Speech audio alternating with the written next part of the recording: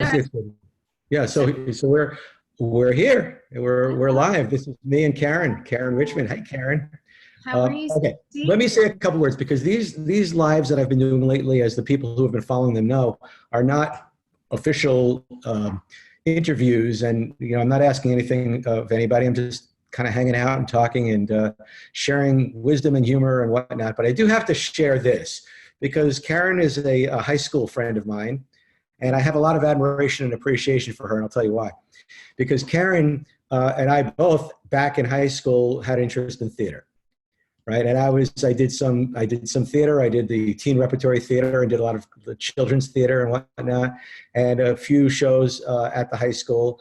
And then I kind of, put it behind me. And you knew that this was really what you wanted to do with your life, and so you did what I wish everybody would do, which was to follow your heart and to follow your urging, and you went out to Hollywood and you became an actress.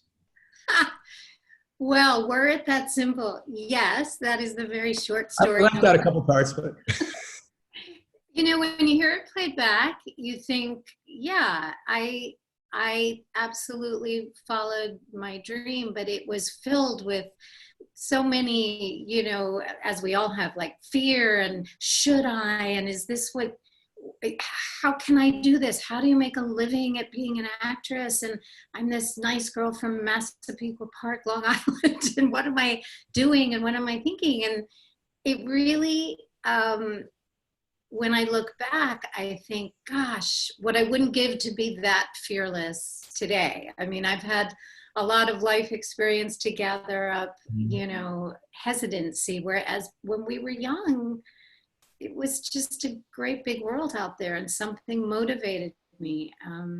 I actually had majored in social work, so that was my second love, yeah, but ended up a combination of luck and fate and hopefully a little bit of talent in there, and it got me started, and then the rest never looked back after that. But thank you.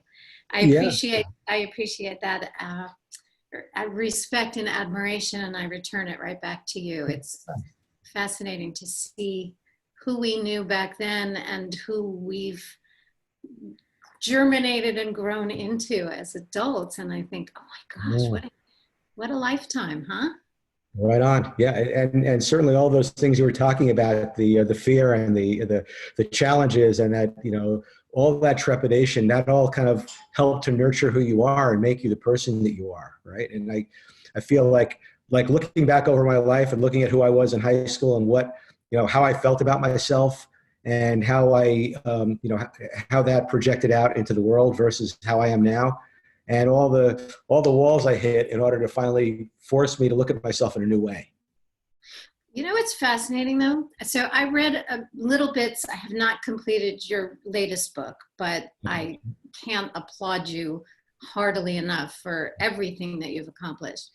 But specifically, I was reading about what you thought of yourself in high school. That's fascinating to me, because what you felt inside is not what I got as a student, passing you in the hallway kind of thing. And it brings me Wow. back to, again, our insides don't match our outsides, and the facades that we create to get through, and what we're all just filled with insecurity and doubt. And it doesn't matter if you're labeled popular or you're labeled nerdy or whatever it is. We're all just these human beings trying to figure ourselves out. That is not how I experienced you in high school. Well, that's interesting, and I appreciate that. That makes me feel great. I'm glad to know that. You were a really interesting, really deep thinking, brilliant kid.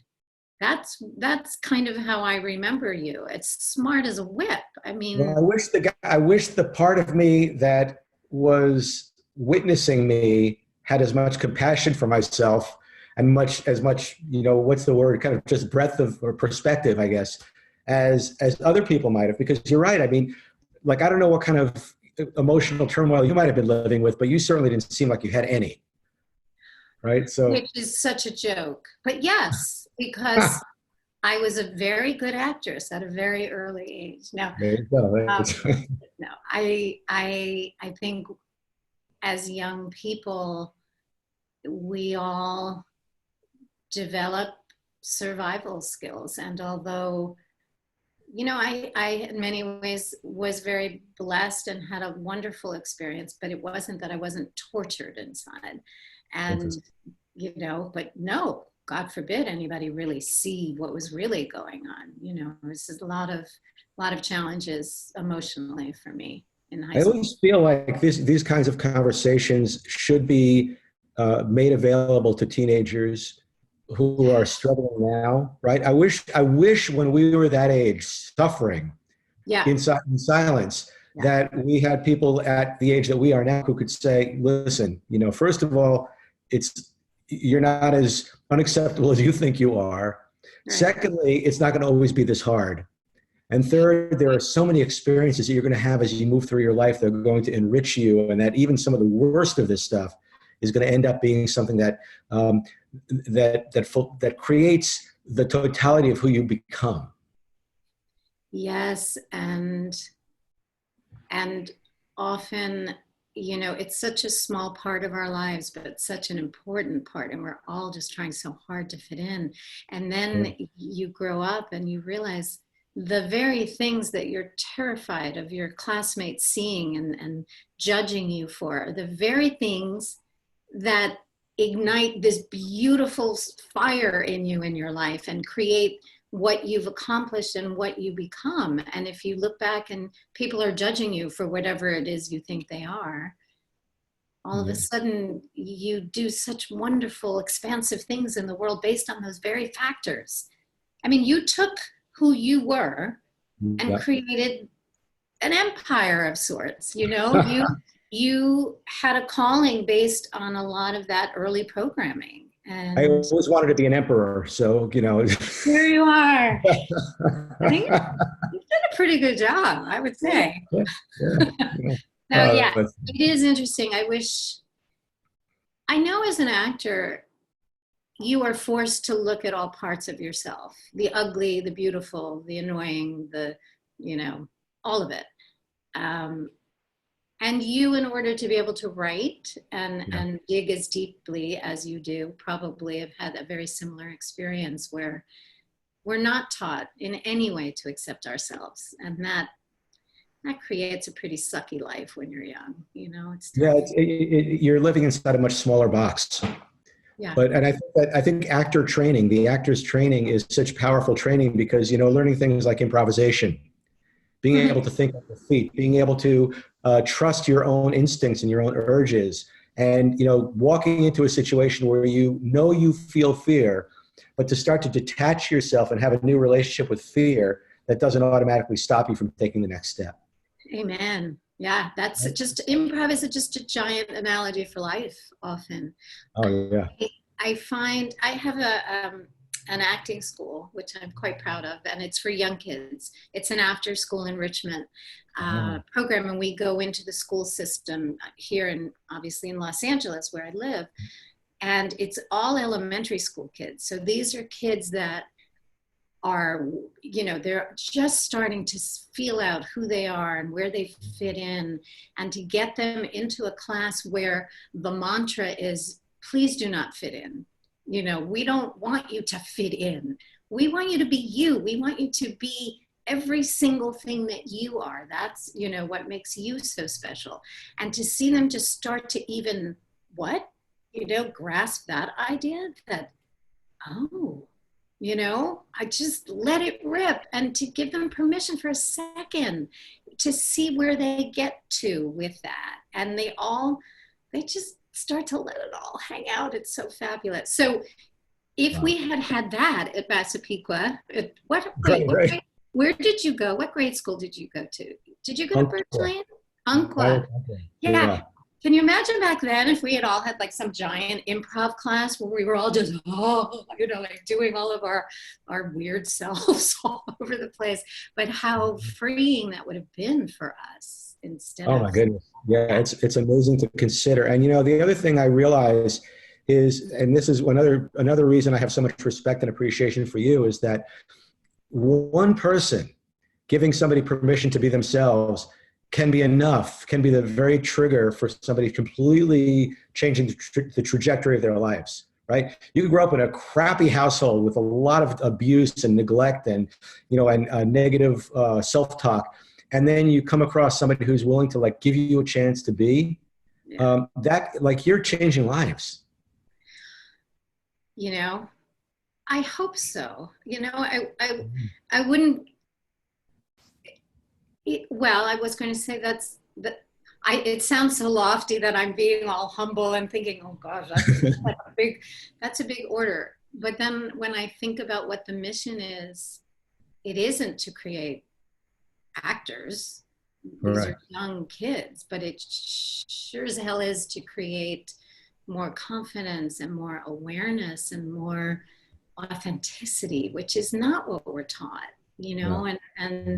and I'm constantly yelling at them. Don't think, do not think. This is the one place, do not go into your brain, go into your heart, go into your soul, So yeah, I hope that it is making a difference. And at the very least, I hope it inspires, a more open mind and open heart. And, wouldn't that be nice to have more young people running around feeling better about themselves on some level? So thank you for that. I'm so loving this conversation. It's just like, I feel this sense of, we both came from the same place. We both heard some of the same stuff, and we both sort of Long Island womb. Yes. Yeah, the Long Island womb. Yeah. Womb with a view.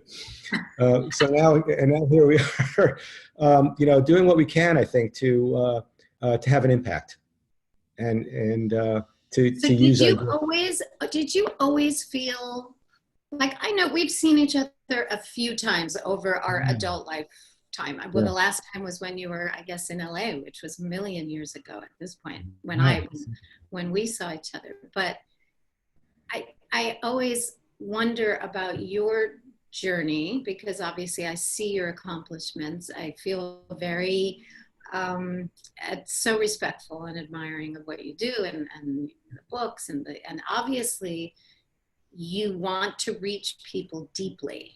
Yes. And change lives, as long as we're talking about that. And like if I were to say to you back then in Massapequa, when we were running around trying to be popular and whatever we were trying to do, did you have this sense back then from the beginning that this is your calling? Like, where did this happen? I know I'm interviewing you now for a second. That's okay. It's not an interview. It's a conversation.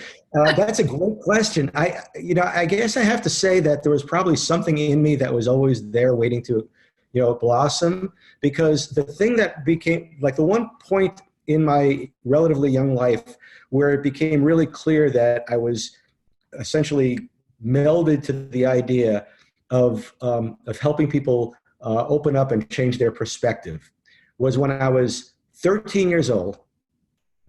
So I wasn't even in high school yet. And I got a hold of my mother loved show music, right? She really, really loved, so she was always bringing home, right? And she brought home Man of La Mancha. Which to me is like, Man of La Mancha is what changed my life. So I'd listen to the music, and then I was in a bookstore one day, and I found the little penguin pocketbook of the script of Man of La Mancha, and I read it, and I memorized the whole play. Yeah. And so for my 14th birthday, my father brought me to Broadway to see Man of La Mancha. And it was so amazing. It was so beautiful. I mean, I cried and I laughed, and I whispered corrections to my father when they missed a line. It's like, I knew the play that well. Yeah. And so, of course, I think you've been in a production of Man of La Mancha, haven't you? Or have Never. you? What I wouldn't give. I mean, that is one of the most beautiful shows, and fighting windmills and dreaming the impossible dream and finding, I mean, that's finding the beauty in the trash, so to speak. That people who see themselves as less than, people who see their lives as less than, that this mad knight comes along and is able to interact with those people with such purpose and such love and such lack of judgment that he gets them to transform their view of themselves. There it is, right there. Yeah. let's sing. No. To dream the empire. I know. I always wondered, I was like, when I grow up, I'm sorry. Say that again. I always said, when I grow up, I'm going to play Don Quixote. I was like, I'm not built for Don Quixote. And I want to play Dulcinea. So there you go. Okay, we got to get on stage together, baby. Hey, even if it's in my dreams. Yeah. No, that's quite a show. So that I didn't know, and that's interesting. Also showing you the power of art, you know, that you, and theater, of course, but just that can have such an impact on you, that particular piece. Yeah. And music too, right? Music does that to us as well. It just gets right into our souls. Oh my gosh. Yes, absolutely. Yeah. So for me, one of the things that that I've done is magic. I've done like close-up magic and that I remember you doing even in high school. That's right. And and when I was out there visiting you, I remember we did a little magic around the table when we were all hanging out after your show. Yeah. And it's another one of those experiences that produces the effect of astonishment. And astonishment is something that a guy by the name of Paul Becker, I think, wrote a book called The Art of Astonishment. It's talking about how, in our lives, we are so caught in our heads. We're so, we're replaying our old tapes over and over and over again. And it's difficult for us to change because we're so thought bound. Yeah. So the goal is ultimately to be able to interrupt the stream of constant thinking that's going on inside of your head and create an opening or a gap. So and that, what magic does?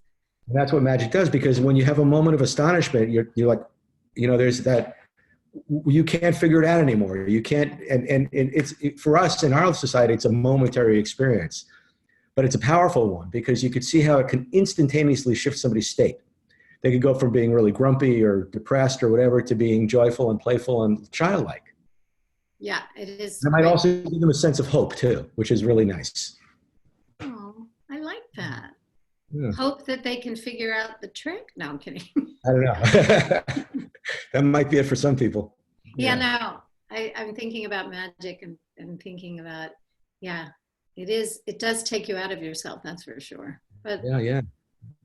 So tell us, you've had an interesting career, and now you're there in Hollywood, in LA, and you're still, a working actress in a very competitive world.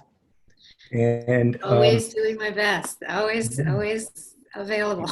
Yes. I love whenever I get to see you on stage. Of course, all of our Gen X watchers will know you as the new Gidget or as A Very Brady Christmas. Yeah, I had a period in there where I was doing so many remakes, but I was grateful to get to play roles that had been iconic roles to a certain extent for our generation, and then all of a sudden to be playing them. But yes, I always think of myself as just one of the luckiest human beings on the planet, aside from being a little tortured here and there, which is sort of par for the course in being a human being. But as far as the work is concerned, it was always something that was so much in my soul, but I never understood, especially, as when we were young on Long Island, how did you go from that to being a professional actor? And is that even feasible? I just thought it was just the love of my life as far as things in the world, but I didn't know that you could actually do your heart's desire. So I consider myself unbelievably blessed, in a career where there's a lot of frustration and a lot of rejection, and all of that's part of it, I guess, as well. But even that becomes a part of this is going to sound so bizarre, but the sort of the sweet torture of the whole profession.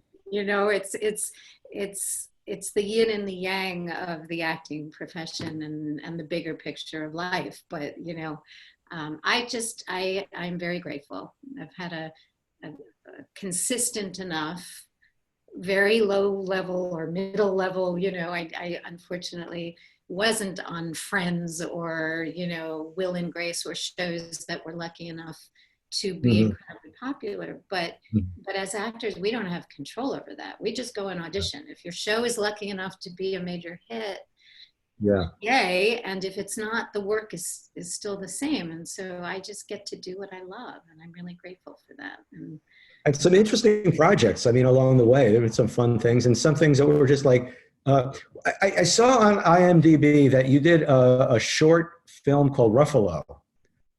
Oh Uh, my gosh, it's hilarious. I Ruffalo. want to It see it. is it's a character's obsession with Marc Ruffalo, and I played the mom Okay. with some friends of mine actually did the project, and I'll have to send it to you. Yes, they do Jeez. some very left center, beautiful work, short films, really interesting shots. And this young man, my son, was absolutely obsessed with Marc Ruffalo. Just that's who he wanted to be, and it's funny. It's hard to explain, but yes, that was. Oh, absolutely love to see that. I'm a fan of Ruffalo's, and he picks projects, or somehow he ends up in good projects. He's done some really interesting work. Doesn't he? And I mean, Yeah. we don't have to get into politics, but he's quite forthcoming with his passions about people and causes and all that good stuff. So I loved him on every level. I love him now. Awesome. That's great. And you made a movie. That's great. I was just watching an episode of Marc Maron's show, and you were on an episode of that where you were his wife. So this is a funny story. So I was so thrilled. I get to play Ray Romano's nagging, bitching wife. Mm-hmm. Big deal. We get to the set. I'm a little nervous, terrified actually. Play out this whole scene with Ray Romano. He's brilliant. And get so excited, and I don't use social media that much. I need to do it more, but I put out a big, yay, tonight's my Marion, and I'm on the show, and I'm la la la la. And then it airs, and I'm literally not on the show. The entire argument is off camera. And I literally had like 1 second on film. And so it just taught me all kinds of valuable lessons. Like, don't ever promote yourself until you see the show. Don't promote yourself until you've seen it yourself. And see if you actually made it to the camera, which oftentimes, sadly, we don't. And if it's not really propelling the main storyline, which in the case of that show was about Marc Maron being very uncomfortable in Ray Romano's home. It was not about Ray and I arguing. It was about him being uncomfortable, and it played with him being more uncomfortable with us arguing off camera. Right. So that was how the scene played out.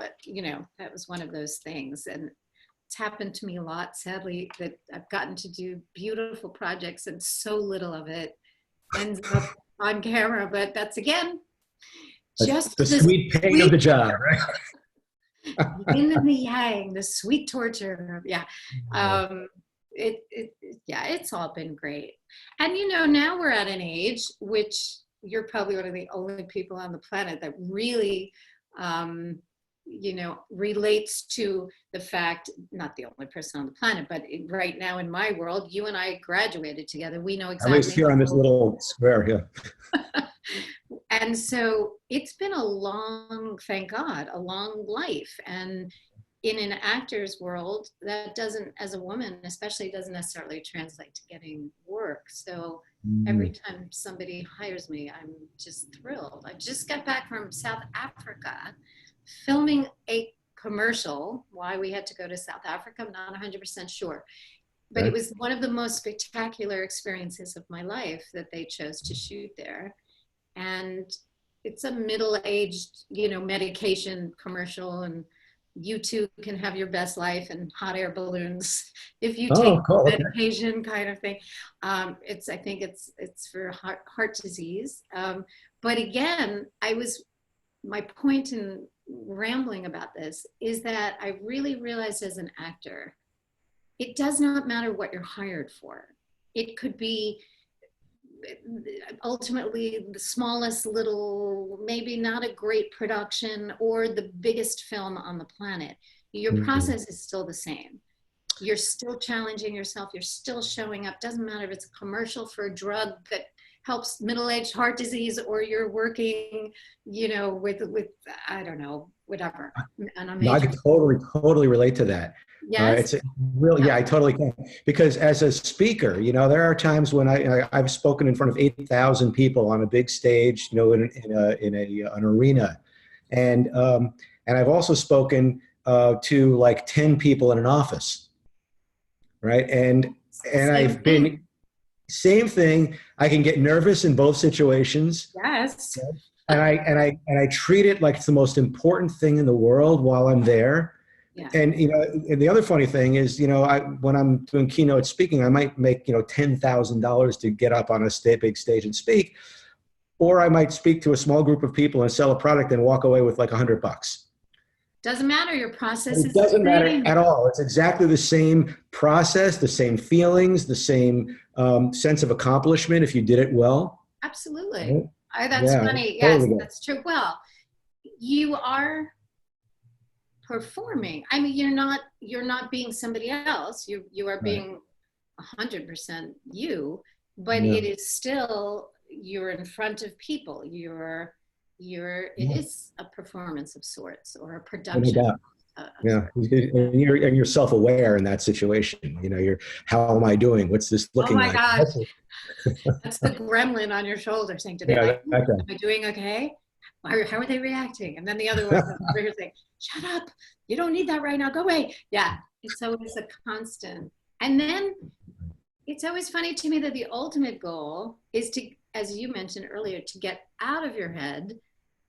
I mean, those moments when you don't really remember how you did or what you did because you were so present. Yeah. I don't know if you feel the same, but those are the precious moments where you just got out of yourself and gave it. Yeah. And then time goes away. It's just, you're so in the moment, and it goes so fast in a way, right? When that's it's what right, it goes fast, right? It goes fast. You're just because the time goes away. Time is a function of you being in your head, like to be able to compare this moment to that moment to that moment. Yeah. But if you start being very, very present, that's what I love about acting and performing and speaking, is that, and there are other things too. I mean, maybe you're a mountain climber, and you've got to be so present, because if your mind goes away, it's life or death. Yeah, that's right? Certainly the stakes are much higher for them than they would be for us. But yes, absolutely. Yeah, that's interesting. Huh. So let me ask you, in this transition of the time that we're in right now, so it's tiny bit of a non sequitur, but I was just looking at you thinking, wonder, I haven't asked you, how are you getting through this time that we are more homebound and you're not out? I mean, first of all, I suppose this vehicle online is brilliant for you. Yeah, this helps, because we get to fight the isolation by having great conversations with wonderful people, some of whom you would have a harder time reaching if this weren't going on, right? Like, anybody on the phone, and that's a good thing. I feel like, because of all the mindfulness work that I've done over the last several years, the idea of being able to be more and more present and be more and more accepting of what is. Right. This is what is right now. Yeah. And if I find myself being in reaction to what is, whatever that happens to be, whether it's something that everybody agrees you should be upset about, or something that you're the only one who's upset about, right? It's regardless of the amount of agreement that somebody has with your level of irritation or aggravation or fear, it still is your experience. Yeah.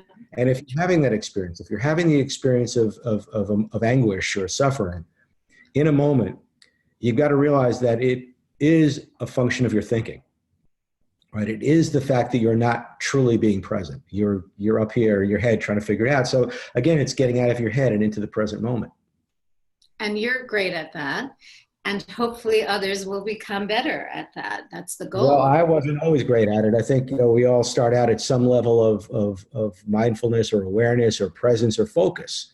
And we decide at some point whether or not it's worth our time to make it a goal. It's like, my objective is to not be affected by all the things around me. The goal is to not get irritated by little things, and eventually not even by big things. Right. But to just be able to accept that this is happening, and to notice, yes, I'm going to feel something, right? Yes, you're going to be sad, or you're going to be angry, or whatever those feelings are, but not to take the feeling and turn it into a whole story that you tell yourself to keep that feeling alive. and you teach the skills to get out of your head and readjust your thinking. Exactly. I like the way you did that. That's exactly. Well, because I need, I need it. Maybe more like that, but yeah. Understood. Yeah. Yeah. I mean, So what about, oh, go ahead. I wanted to ask you the same question. Like, you're surrounded by people in entertainment. There's probably been a change in the way the whole industry looks right now out there. Yeah. Yeah, I mean, it's trickled down and certainly affected every industry so strongly. I think I had this conversation with you, I think the other day, or texting or something, when we were talking, and sometimes I think, is there something wrong with me that I'm finding so much joy and beauty in this particular period of time, which in no way takes away from the heartbreak and tragedy and devastation. That's a given. This is awful. Mm-hmm. But within that, there are more connections. Excuse me. Hold on one sec. More human connection on some level, a refocusing on what perhaps is way more important than we can really get to when we're scurrying through our day. And, all of the noise all of a sudden came to a screeching halt, and we were left with ourselves for a minute, or our immediate, family, which in itself is challenging at times. But it was like a whole not a redo, that's the wrong word, but I feel like those cartoon characters that just come to a screeching halt and the puff of smoke, and then you're just sort of, when that clears, we were left. Yeah. Like that's a great metaphor. I love it. Yes. That's what it felt like. And so there's a lot of personal answers to that question. As far as the industry is concerned, one of the gems, one of the beauties is that casting directors that don't normally get a chance to see actors because they're jammed and they're just worried about getting whatever project they're working on, cast. Now they're putting out all kinds of emails and invitations to any actor in town. I mean, I don't know if it's any, I shouldn't be that broad, but, actors, so that they can send in audition materials. NCIS, that entire empire, the casting director has sent out scenes for actors to do self-taping, which has become a big part of the actor's business, where they tape themselves. They film their own auditions on their phone. They create a little studio. You can have a reader. And in this day and age, if we're not supposed to be with other people, you can actually have a reader off camera, remotely. Mm-hmm. And so casting directors are getting hundreds and thousands of submissions from actors that they would never have had the opportunity to meet. And, people are finding the art that is coming out of this period of time. The number of Zoom, readings of plays, of acting classes going on online. I'm teaching, my acting classes are now all online. And at first I was fearful. I'm thinking, how does this translate? We are always together doing improv exercises and making sounds and body movements. And now all of a sudden we're here. But what an amazing opportunity to teach these young students about film acting, and that it is right here. And we don't have that opportunity unless we have a camera class when we're, physically together. So there's just been a lot of beauty coming out of this time, on walking hand in hand with just the crap and the tragedy of all of it. But so that's my long-winded answer. I think that actors are using this time because they finally have it to work on things and casting people. I know that there's a lot of production people that are, don't have quite the same opportunities because their productions have just stopped cold. Sure. And, certainly you talk to a lot of people out here and they're just like, oh my God, when is this over? But again, this is a luxury to be able to bitch and moan, about when is your career going to pick up?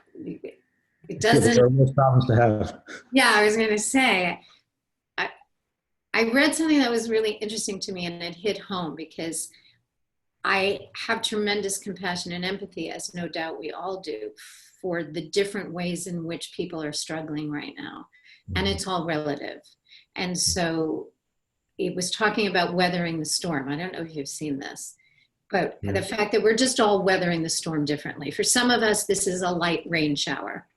And there's some relaxation to be gotten from this period of time. For others, this is a hailstorm. For others, if you want to take it all the way down the line, this is utter devastation. This is hurricane and tornado and any, natural disaster rolled into one, and their lives are completely destroyed. And so those of us that are blessed enough to weather this small inconvenient storm, I think to take a moment to remember that and to have compassion for those and help in any way we can for those that really, they've been flattened by this on so many levels, not just the health. I mean, if they're lucky enough to not get sick, then we're looking at a whole other scenario here. So, Right. So anyway, that was a very rambling, long-winded explanation of how I feel like the community, the entertainment community is doing, and all the stuff that's, come out of New York, the Broadway actors and what they've done to raise money and sing and do productions, musicals, there's websites. Yeah, that's amazing. Yeah. Some of the like the musicians who have put on concerts from their living rooms. Oh And my gosh. it's so heartwarming, and this sense that that we are all a community, and everybody seems to be, maybe not everybody, but there's a strong groundswell of kindness and generosity, and the willingness to like strip away this sense of I am the celebrity and you're just my audience. Now it's just like we're all people, and I've got some talents and you've got some talents, and I'll show you mine if you show me yours. And Yeah. so I was watching Rod Stewart and his daughter were in their living room playing guitar together, and he's like, "Well, I'm not really very good at guitar, but it's brilliant. It humanizes everybody. It does. I suppose if we do this right, I hope that we can all come out of it very, very different than when we entered into this.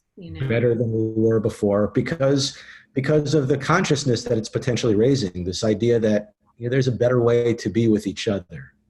I hope so. And there's a better way for me to be with myself. Like if I'm suffering, as you said, I mean, I may be suffering by my standards of suffering, but it's nothing compared to like how much more I could be suffering. So let me at least shift into gratitude. What can I be grateful for? Yeah, I mean, and there's carry that with you very, very far down the path. In other words, you could come from gratitude while you've got a mere, you're merely being inconvenienced. But if you practice the art of gratitude, and then let's say the next thing that happens is that now you don't have a job, but you'd still be grateful that you still have a home. And then maybe, you get to the point where you're sick, but you're still grateful that, that you have a family or whatever it is. There's always the possibility of facing even the darkest moments through the eyes of gratitude. Yeah, I think that is the goal. I wish for all of us that it is something we can start, if we don't already, start to practice. And I'm always aware, I know for myself, the moments that I sort of fall down the rabbit hole, and then I admonish myself for going in that direction and feeling crappy and tortured and sad and not seeing the world as a brighter place. And then what I realized for myself is that if I can just hug that part, for lack of a better analogy, or sort of embrace, maybe that's a better word. Embrace that part, because I know the tendency is, oh my gosh, I'm supposed to be grateful. Oh my gosh, I'm supposed to be happy and see all the joy. And then there's that pressure sometimes of, oh crap, I don't feel that. And so I guess if I said to you, what would you recommend for those moments, is that we can embrace it all? Well, that's brilliant. So you're bringing up one of the nuances of the spiritual path, which is that, we start out with this ideal for what does it look like if I'm spiritual, if I'm, accepting and loving. And then if you fall short of that, if you're beating yourself up for not being that, then you're just like, it's actually kind of funny when you think about it, right? It's like, that's like I get angry at being angry, or I get scared that I'm scared. We add layers of suffering on top of it. So ultimately what we need to do is to find the place from which we can watch this and have compassion for whatever level of consciousness we're at, right? So maybe I can't be grateful for the circumstance I'm in, but maybe I could be grateful for my lack of gratitude in this moment, for my ability, like I could be compassionate and embrace that part of me. And if I can't embrace that part of me, then maybe I can embrace the part of me that can't embrace that part of me. It's like somewhere out there, there's a part of you that's just okay.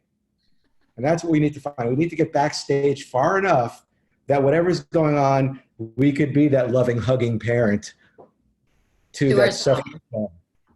Yeah, it's always I always try to say to myself, what would I say to me if I was my best friend? Like if my friend were sitting right in front of me saying, oh, I feel crappy, and then I feel bad about feeling crappy, or I don't like myself, and I'm not blah, blah, blah, blah, blah, blah, the endless. And then I always think, oh, well, why don't you just shift and start saying that to yourself as opposed to being so critical of yourself? So it's just, I guess, I don't know why as human beings, it's not our go-to place, Not the default. Certainly not if you came from Massapequa, anyway. Oh my God, what was in the water in Massapequa? What the hell? No, Massapequa, I thought our child, this is a total non sequitur, but I loved our childhood. Mm-hmm. I'm not talking about all of the stuff we were talking about earlier and who we are as kids, but as far as a place to grow up, it was like the Mayberry of Long Island, it was. That's cool. Yeah. And at the time, it was, I hate to sound ancient, but it really was kind of a really simple time. I comparatively, I don't know what it would be like to be a kid today. Now I am sounding like my mother. So it's mind-boggling. There's just so much more it seems to deal with today, and technology. Just, I don't know, me figuring out how to get on Zoom is just like the biggest challenge of my life. Well, that sounds like, I think we could have a whole other conversation sometime just about that process of, the evolution of culture and, because we're all like looking at the next one, like, I don't know, but it's an interesting conversation. I don't think we have time for right now, but I would certainly love to do that. I love talking to you, and I am available to talk your ear off at any point, Stephen Taubman. Okay. High five. Boom. Well, in respect for the people who are watching this and thinking it was going to be a 20-minute conversation, I'm going to... Oh, I'm sorry. I don't even know how long it is because I took off my glasses. Yeah, that's great. But we're having fun, and that's great. And what I'm going to do is I'm going to let us start winding down, and definitely invite you back for a future event. What I'd like to do first is I want to ask you, how can people learn more about you? Come and have a cup of coffee with me. Now, how can they learn more about me? Well, I suppose under the category of I've gone kicking and screaming into the technological world, I do not actually have my own website, like CarynRichman.com. I do have a school website which tells you about me a bit, and that's theactorsplace.net. There's no The Actors Place, which is the name of my school. There's no apostrophe in the actors. So it's just ACTORS, theactorsplace.net. You can go to IMDb, and it would be imdb.me/ and then my name, Caryn Richman. I guess just in general, if you Google me, I've got lots of Gidget bikini shots all over the place. That's worth it anyway. No. I look at them and that comes up. But, I don't, sadly, as of yet, have a website, but I am committed in this period of time. I always thought, oh, I don't need a website, I've always sort of been shy of that sort of promotion. And now I'm realizing Instagram, Twitter. I have those accounts, don't have the foggiest idea really how to utilize them to my Well, advantage. if anybody who's watching this wants to help Caryn out, get in touch with her and Please. maybe we've got some social media experts who can make this an easier trip for you. I'm learning. These are some of the commitments to myself that I'm going to be better about promoting myself and learn social media. It's an important part of our lives at this point, especially Certainly. for people that are looking to be out in the public. It's really dumb of me not to do that. So thank you for asking that question, and I will get back to you the next time we talk. I will be an Insta and Twitter, I don't know, crazy person. So, and I'm throwing my hat in the ring. If I could be helpful to you in any way, I'd love to be. And I love that, I feel very connected to you. It's really nice having you here. It's been so much fun. Do you have any final words of wisdom for the folks out there, or do you want to just? Oh my gosh, wisdom. I can't pretend to be in that position, but from a heartfelt place, I would just beg everybody to take good care of themselves and to stay well and healthy, and let's all grab virtual hands with each other and wish ourselves and others, a peace and a comfort at this time that's so challenging for everybody. And I really, to you, I say hats off to you. I think you are wonderful and so open-hearted, and thank you for doing what you do. I can't wait to read your book. Well, you have tons of books, but the latest one. And I'm looking for that. So that's what I would say. Just love one another, for God's sakes. I love it. Caryn, I so appreciate you for doing this. It's been so much fun. This has been my longest interview because it's been the most heartfelt, and I got the chills like 3 or 4 times. I'm sorry. I talk too much too. Sorry about that, but me too. Me too. It was just so beautiful. So thank you so much for doing this. I'm going to say bye to everybody out there. I'm going to have you stick around for just a moment. Okay. Thank you. Okay, you want to stop? Yes.